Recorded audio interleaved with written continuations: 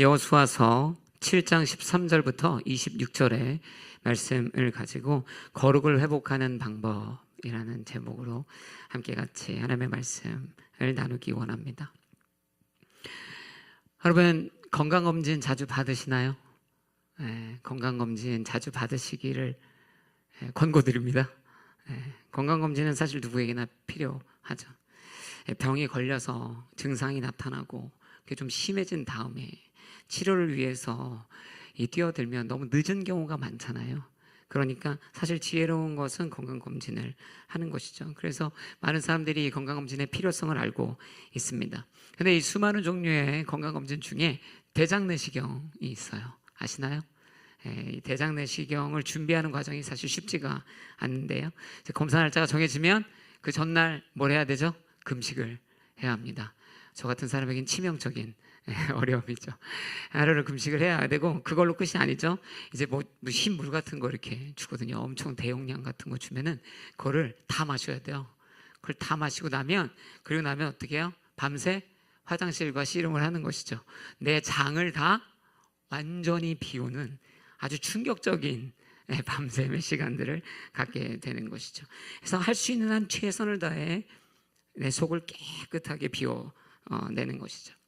그러나 여러분 생각해 보면, 여러분도 아시겠지만, 우리가 그 약을 먹고 우리의 속을 완전히 깨끗하게 비워낸다고 하여도 그것을 행한 것으로 저와 여러분이 건강해지는 것은 아닙니다.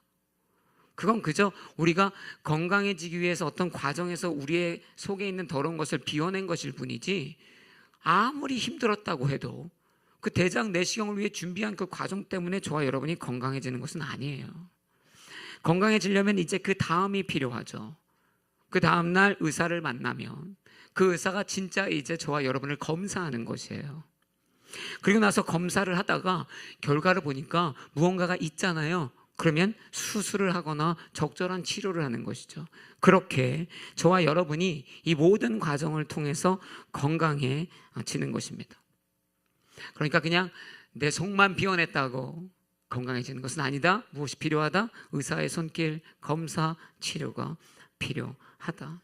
여러분, 오늘 이 본문 보면 이스라엘 백성이 거룩하게 되어지는 이 과정이, 이 영적 절차가 방금 앞서 나눈 이야기와 굉장히 비슷합니다. 오늘 본문의 13절에 보면 이스라엘 백성에게 거룩함을 회복하기 위해서 하나님이 주신 명령인데 이렇게 중간에 기록합니다. 너희는 내일을 위해, 이제 내일 테스트하는 거예요. 내일 대장내시경 받는 것이죠. 너희는 내일을 위해 너희 몸을 거룩하게 하라 라는 선제적인 명령이 떨어집니다. 너희는 먼저 너희 몸을 거룩하게 하라. 그리고 나서 뭐라고 하냐면 14절 이하, 그러면 그 다음날 아침에 각 지파별로 나오라. 여호와께서 제비로 뽑은 지파는 가문별로 나오고, 그 가운데 여호와께서 제비로 뽑은 가문은 가족별로 나오고, 그 가운데 여호와께서 제비로 뽑은 가족은 성인 남자별로 나와야 한다. 그리고 뭐라고 하시냐면 이 모든 검사의 과정 지난 이후에 15절에 진멸시켜야 할 물건을 가진 사람이 잡히면, 그 죄인이 잡히면 뭐라고 해요? 트리트먼트가 시작돼요. 그에게 속한 모든 것을 불태워야 한다. 그렇게 하나님은 지금 이스라엘 백성에게 어떻게 내가 너희를 거룩하게 할 것이다 라는 이야기를 하고 계시는 것이에요. 마치 우리가 앞서 이야기한 이야기처럼 이스라엘이 거룩해지기 위해서는 이 하나님 앞에 영적 검사를 받아야 돼요. 영적 검사를 받으려면 내 속의 더러움을 비워내는, 하나님의 말씀을 읽고 그 나의 죄를 드러나게 하는 것을 읽고 내 안에 있는 것들을 비워내야 하는 회개의 행동이 먼저 우리에게서 행해져야 하는 것이죠. 아무리 그게 고단할지라도 우리 안에서 이 모든 일들이 이루어져야 돼요. 우리의 죄를 밀어내는, 우리의 죄를 고백하는 회개의 일들이 일어나야 합니다. 그러나 그것만으로 저와 여러분이 거룩해질 수 있다 없다? 없다니까요. 우리가 우리 자신 그거 약 먹고 내가 나름대로 회개하고 잘못했다고 한다고 해서 저와 여러분이 건강해지는 것은 아니에요.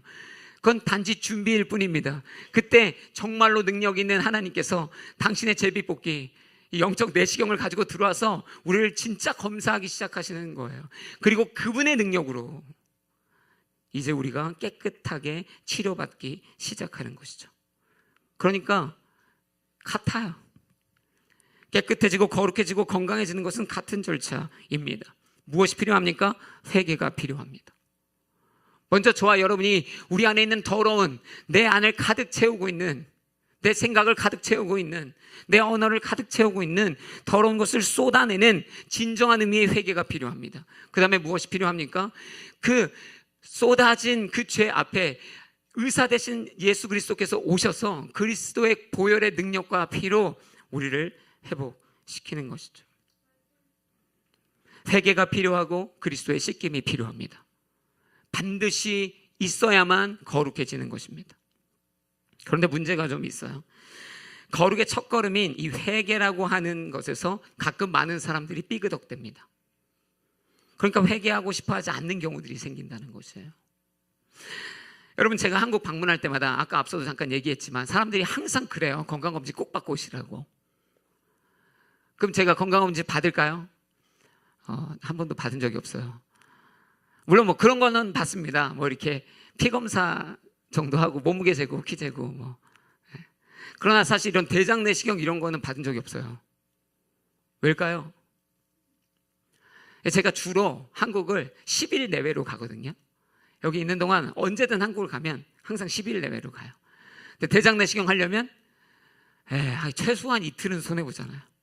이거 만약에 저같이 몸이 약해서 회복이 더디면 회복하느라 3일, 그 다음날까지 쓰면 3일 걸리는 거예요. 그러니까 이거 하고 싶지 않아요. 그러다 보니까 진짜 안 했더라고요. 그런 느낌이 있어요. 뭘 이것까지 해. 불필요한 거지 뭐. 나 건강해. 그리고 이거 너무 불편하다는 거예요. 이거 마시고 막 밤 새도록 힘들고, 한국에 맛있는 음식 그렇게 많은데 이거 먹지도 못하고, 귀찮고 어렵고. 그래서 이거 안 보는 거죠. 굉장히 제가 어리석게 보이시죠? 또 안 받는 이유가 또 있어요. 그럼 제가 진짜 겁이 많거든요. 제가 왜 검사 안 받냐면 혹시 병 나올까 봐. 진짜 더 어리석게 들리시죠? 근데 여러분들 중에 그러실 수도 있어요. 우리 부모님들 세대들도 그런 적 많았거든요. 엄마 검사 좀 받으세요. 안 받아. 왜? 혹시 큰 병 나오면 어떡하니? 여러분, 사실 우리가 이 이야기들 속에 웃었지만 결국에는 뭐예요? 다 변명이에요. 사실은 이 검사를 받아야 합니다. 우리가 여러 가지 이유들을 댈 수 있어요. 불편하고 힘들고 필요 없는 것 같아요. 때로는 감추어진 죄가 막 드러나는 것, 질병이 드러나는 것 같으니까 부끄러운 것 같기도 하고, 혹여 진짜 큰 병이 나오면 아무것도 못할까 봐 너무 무기력하니까 두려워서. 그래서 그 회개의 자리로 나아가서 하나님의 빛으로 나를 조명하는 것을 모든 핑계로 대고 안 받는 거예요. 안 하는 거예요. 우리의 기도의 자리에, 말씀을 읽고 묵상을 하는 자리에 수많은 영적 부르심 앞에 회개가 없는 것이죠. 나에게는 회개가 그다지 필요하지 않아. 예수님이 다 용서하셨으니까. 여러분, 맞아요. 그리스도께서 저와 여러분의 죄를 씻으셨죠. 그러나 오늘 이스라엘 백성에게, 그 하나님의 선택하신 백성에게 그 죄 앞에 다시 명령하시는 것이에요. 너희 속에 있는 더러운 것들을 쏟아내 거룩하게 구분하여 매일 이 제비뽑기를 통해 진정한 백성의 거룩함을 회복하자라는 것이죠. 여러분, 회개하셔야 합니다. 맨날 아내 보고 남편 보고 너나 회개해 뭐 이렇게 하지 마시고요. 너 잘못이야 하지 마시고요. 여러분, 저와 여러분이 직접 이 회개의 자리로 나아가야 하는 것이죠. 그리고 거기에서 우리 자신을 하나님의 치료의 손길 앞에 맡기는 것입니다. 여러분, 우리가 이런 착각할 수 있어요. 그냥 가만히 두면 혹여 죄가 없어질 수 있잖아요. 아무도 모르니까 그냥 지나갈 수 있잖아요. 여러분, 오늘 사실 아간도 보면요, 아간이 자수하지 않습니다. 아시나요? 여러분, 아간에게 자수할 기회가 있었어요. 이거 분명히 하나님이 아간 찾아서 죽이시기 전날 일어난 명령입니다. 그런데도 불구하고 아간은요, 자기가 나서서 내가 바로 그 죄인입니다라고 말하지 않아요. 내가 바로 그것을 훔친 자입니다라고 절대 먼저 드러내지 않습니다. 제비를 뽑고 점점 자기에게로 좁혀오는 그 순간조차도 그는 먼저 일어서서 결국엔 못 참겠습니다, 제가 죄인입니다 하지 않습니다. 끝까지 고집합니다. 여러분, 죄는요, 저와 여러분을 쉽게 포기하지 않습니다. 저와 여러분이 우리가 잊은 척 한다고, 우리가 모른 척 한다고, 아무도 모르니까 가만히 둔다고 그냥 사라지는 것이 아닙니다. 저와 여러분 안에 있는 이 죄는 절대 손들고 항복하지 않아요. 죄성은 항상 결사항전이에요. 우리 안에 끊임없이 남아서 우리를 끝까지 물고 넘어뜨려 우리를 죽이려고 하는 것이죠. 그러니까 그 회개의 자리, 그리스도의 빛의 자리, 그 말씀이 펼쳐지고 하나님의 거룩한 기준들이 선포되는 그 자리로 저와 여러분이 나가야 하는 것이에요. 빛 앞으로 나아가야 합니다. 여러분, 이 원칙은 여러분이 이미 너무 많이 경험하셨어요. 여러분, 가시 찔려보시면 알잖아요. 아무리 봐도 안 보여요. 그죠? 근데 분명히 너무 아파요. 너무 안 보이다가요, 이런 불 말고 형광등 앞으로 가서 이렇게 보잖아요. 그럼 보이는 것이에요. 그때 비로소 집게를 가지고 뽑아낼 수 있는 것이죠. 여러분, 회개란 그런 것이죠. 우리 안에 있는 이 산적한 죄들, 어쩌면 우리가 무시하고 있는 죄들, 어쩌면 우리가 깨닫지도 못하고 있는 죄들, 그러나 우리의 영혼을 여전히 좀먹고 아프게 하고 불안하게 하는, 여러분, 오늘 하나님께서 말씀하시는 것이에요. 나와서 그 죄를 제거하라는 것이죠. 그리스도의 빛 앞에 나와 회개하라는 것입니다. 여러분, 그때 하나님께서 당신의 쪽집게를 들고 우리의 죄를 제거해 주시는 거예요. 우리의 인생에 있는 악안을 제거해 주시는 거예요. 할렐루야. 여러분, 그래서 회개의 자리로 나아가야 합니다. 죄를 가만히 두면 절대 사라지지 않아요. 반드시 죄는 저와 여러분을 먹어치우게 되어 있습니다. 죄는 장성하면 결국에는 사망에 이르게 하는 것이에요. 죄를 제거해야 합니다. 회개해야 됩니다. 하나님께서 나의 그 죄를 그리스도의 보혈의 능력으로 깨끗이 씻으실 수 있도록 그분 앞에 서야 합니다. 여러분, 하나님 앞에 나아갈 때, 그리스도께 나아갈 때 그리스도께서 거룩하게 해주실 줄로 믿습니다. 우리의 능력이 아니라, 그러나 우리가 겸손함으로 깨어진 더러운 마음으로 나아가면 그리스도께서 우리를 검사하시고 우리를 다시 깨끗하게 해주시는 거예요. 근데 여러분, 이게 얼마나 대단한 것인지, 그리스도인이 그리스도로 인하여 거룩함을 회복하잖아요. 그러면 뭐가 생기는지 아십니까? 힘이 생기는 것이에요. 능력은 거룩함에 있습니다. 그러니까 사실 오늘 본문에 보면 이스라엘 백성이 아이와 싸워서 져요. 아간이 여전히 이스라엘 백성 가운데 있을 때, 그 죄가 여전히 그 백성 가운데 있을 때는요, 오늘 말씀의 말미에도 기록했지만, 너희들이 그 아간을 제거하지 않고 어떻게 아이와 승리할 수 있겠느냐. 이 말은 무엇이에요? 너희에게서 아간이 제거된다면, 이 죄가 제거된다면 하나님의 능력이 저와 여러분에게 임하여져서, 할렐루야, 비로소 승리할 수 있다는 것입니다. 여러분, 거룩이 능력이에요. 어쩌면 그게 없어서 우리가 계속 매 순간 삶에서 죄악 가운데, 사탄 가운데 지고 있는지 몰라요. 병의 원리랑 똑같습니다.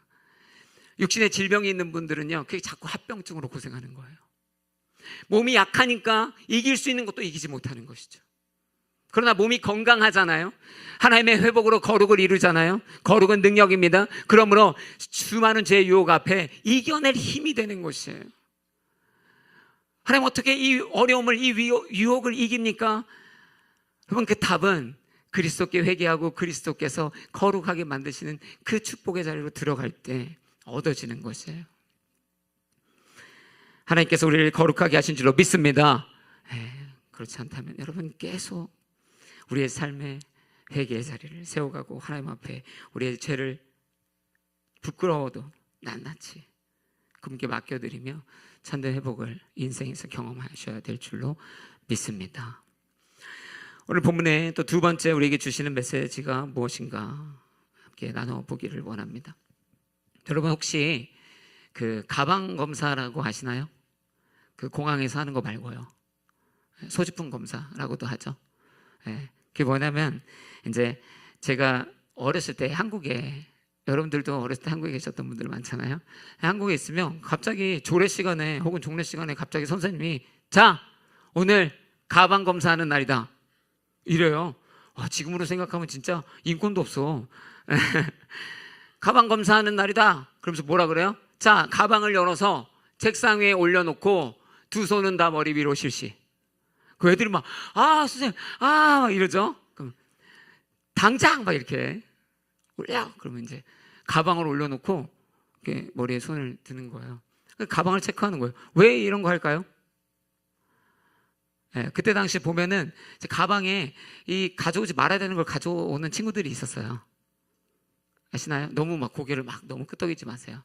예, 그 막 담배나 막 칼이나 또 뭐 그 만화책, 근데 막 가져오면 안 되는 막 만화책 막 이런 거 있는 거예요.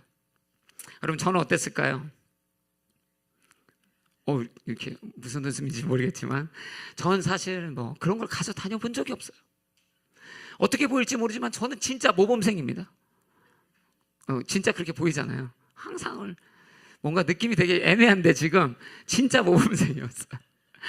그래서 그런 걸 가지고 다닌 적이 없어요. 관심도 없었어요. 근데 여러분 제가 굉장히 겁이 많은 사람이잖아요. 선생님이 가방 검사한다 그러면 너무 무서운 거예요. 내 가방에 뭐가 있으면 어떡하지? 아니 뭘 넣은 게 없는데도 저는 이거 너무 어떡하지? 근데 다행인 건 물론 당연히 단 한 번도 뭘 걸린 적이 없어요. 뭘 넣은 적이 없으니까 그냥 책하고 도시락 이런 것밖에 없어요.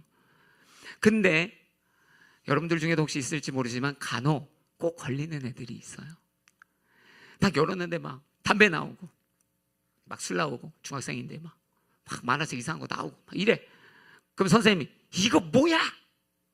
그러면 열이면 열 다 이럽니다. 선생님 그거 제 거 아니에요. 그거 어떻게 거기 있지? 선생님 진짜 와 너무 억울해. 억울해서 다 죽었어. 너무 억울하대요. 그럼 선생님이 잘 보지도 않아요. 다음 거 검사하면서 알았어 교무실 내려가서 기다려. 그리고 나서요, 이 추억 같은 얘기지만 얼마 지나서 진짜 가끔은 이런 일이 있어요. 대자보가 붙어요. 알림판에 뭐뭐뭐 상기 학생 퇴학.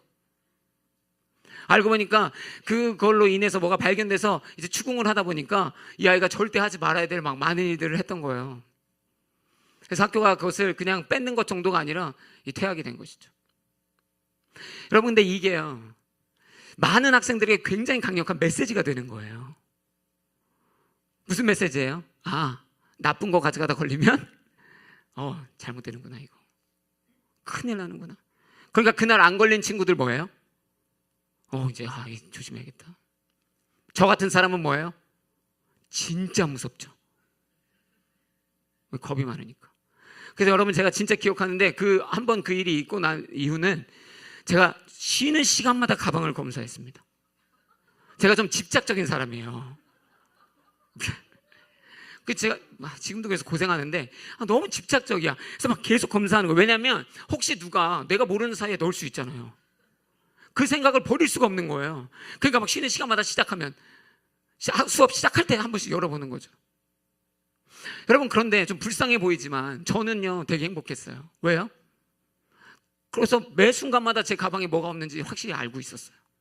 마음에 안정감이 오더라고요. 아무것도 없어.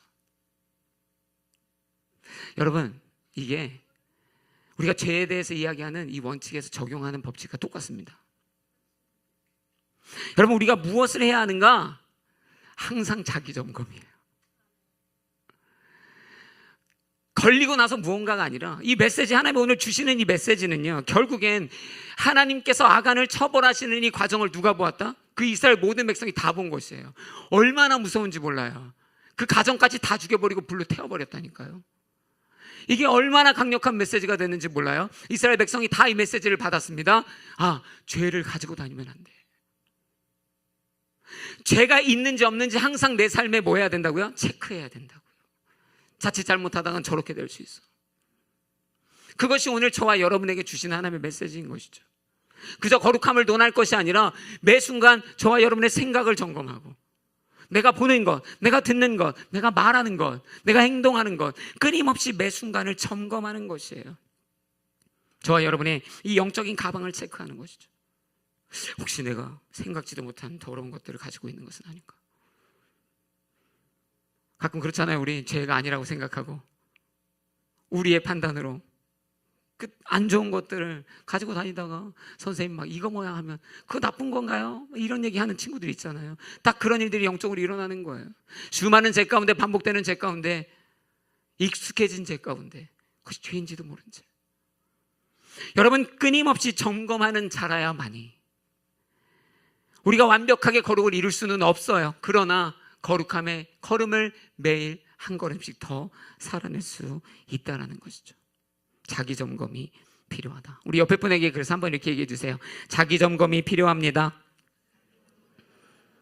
자기 점검이 필요한 것이죠.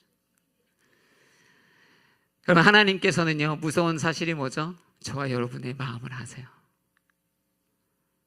아간 숨어 있어도 제비 뽑아서 다 아세요. 저와 여러분이 살피지 않고 우리 안에 꼭꼭 숨겨놨던 그것이요, 하나님 굳이 제비 뽑게 하지 않아도 다 아세요. 여러분, 다윗이 몇 번 치명적인 실수를 저질렀잖아요. 막 죄를 짓고. 그래서 그가 여러 가지 시편을 기록할 때 한 번은 이런 기록을 했습니다. 시편 139편 23편 23절 24절 보면, 하나님이여 나를 살피사 내 마음을 아시며 나를 시험하사 내 뜻을 아옵소서. 내게 무슨 악한 행위가 있나 보시고 나를 영원한 길로 인도하소서. 다윗의 시편은 뭐예요? 자기의 삶을 살피는 거예요. 누구 앞에서? 하나님 앞에서. 하나님, 내가 나의 기준으로 내 인생을 살피는 거예요. 그러나 보면 다윗은 자기 기준 앞에서 계속 쓰러져 갔던 것이죠. 그는 간절히 간구합니다. 하나님, 내가 지금 내 마음을 살피는데 하나님께서 내 마음을 살펴보셔서 내 안에 더러운 것이 있는지 내게 깨닫게 하소서. 저와 여러분이 우리 자신의 마음 깊은 것을 아는 것보다 하나님이 더 잘 아시죠. 사람은 겉을 보거니와 하나님은 그 속 사람을 보시는 것이에요. 그러니 우리 안에 내면에 더러운 것들을 두지 않도록 끊임없이 가방 체크하는, 우리 영을 체크하는 삶의 걸음을 살아내야 하는 것이죠. 너무 단순한 거예요, 그죠? 아이들 중에 손을 잘 체크업하는 아이들이요, 손을 잘 씻거든요. 그럼 질병에 잘 안 걸려요. 그 유익이 있죠. 항상 자신의 지식이나 자신의 능력이나 기술들을 체크업하는 사람들, 그래서 계속 수시로 발전시키는 사람은요, 생각지도 못한 시험이나 취직이나 이런 진급에도요, 유일한 베네핏을 얻는 경우들도 굉장히 많죠. 항상 미리 준비하고 미리 체크하는 사람도 있어요. 아침마다 체중계에 올라가시기를 주의 이름으로 도전합니다. 아침에 체중계에 올라가서 숫자 보고, 저녁에 올라가서 숫자 보고, 그렇게 오늘 먹을 양을 결정하시는 거예요. 할렐루야. 끊임없이 내 자신을 체크하는 사람이라야 많이, 저처럼 어리석게 말고 건강검진 매번 받아야 병 키우기 전에 발견해서 치유받는 것이에요. 여러분, 저도 그렇고요, 우리 모두가 정말 주 안에서 그 말씀에 비추어 그 기도 가운데 하나님이 이 영적으로 예민케 하는 그 모든 순간 안에 우리의 자신의 영혼의 상태를 끊임없이 체크해야 합니다. 말씀을 읽음으로, 기도함으로, 예배함으로 끊임없이 우리의 자신의 영혼의 상태를 살피는 것이죠. 그때 우리가 거룩이 한 걸음 더 다가가게 되는 것입니다. 언제나 그렇지만 치료보다 더 좋은 게 예방입니다. 예방하려면 미리미리 체크업하시는 거예요. 수시로 점검하는 신앙이들 되시기를 도전합니다. 미리 거룩하시기를 주의 이름으로 축복합니다. 계속 살피는 것이죠. 마지막 세 번째, 하나님께서 우리 가운데 주시는 말씀 나누기 원합니다.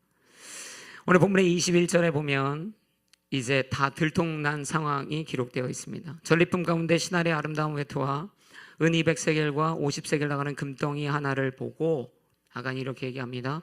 탐이 나서 가졌습니다. 이게 문제입니다. 자신이 뭐라고 하죠? 탐이 나서 가졌다. 여기서 탐이라고 하는, 탐심이라고 하는 이 단어는 히브리어로 하마드라고 하는 단어입니다. 이것이 풀어서 이런 의미로 쓰입니다. 너무 아름다워 보여서 취할 수밖에 없었어요. 너무나 좋아 보여서 취할 수밖에 없었어요.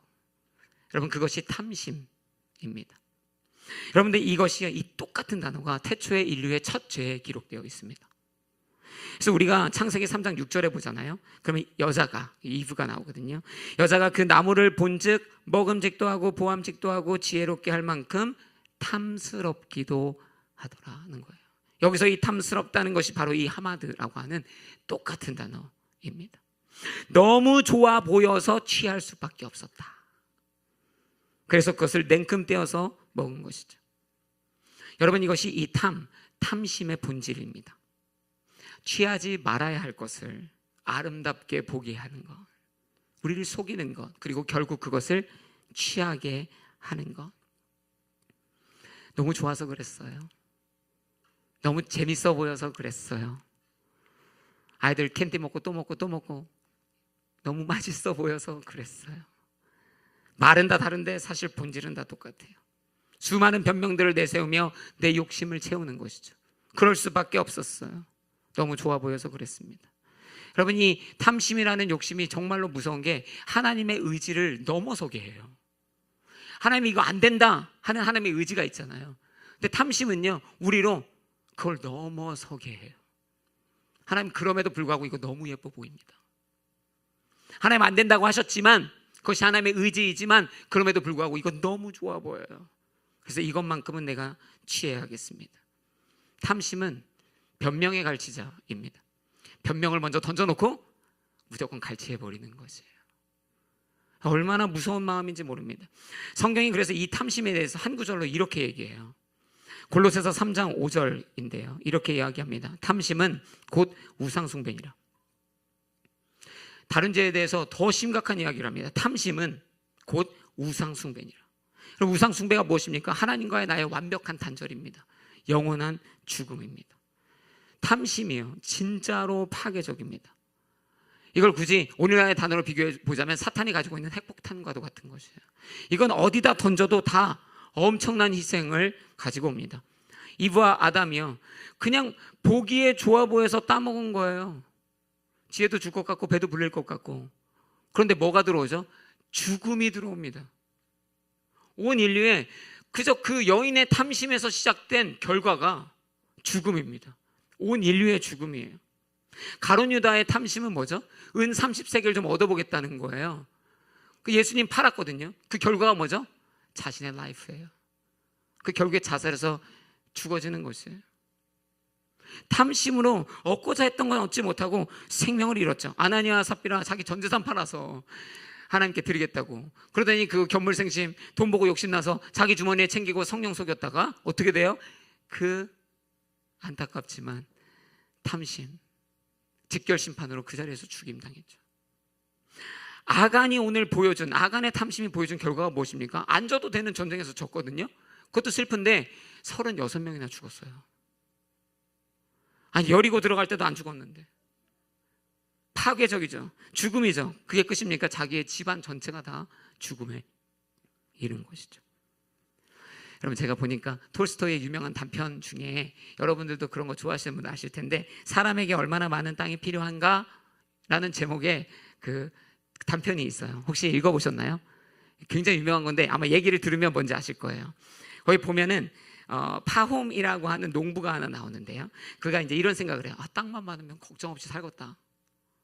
근데 어느 날 비스키르라고 하는 어떤 종족에서 땅을 판다는 소문이 나죠.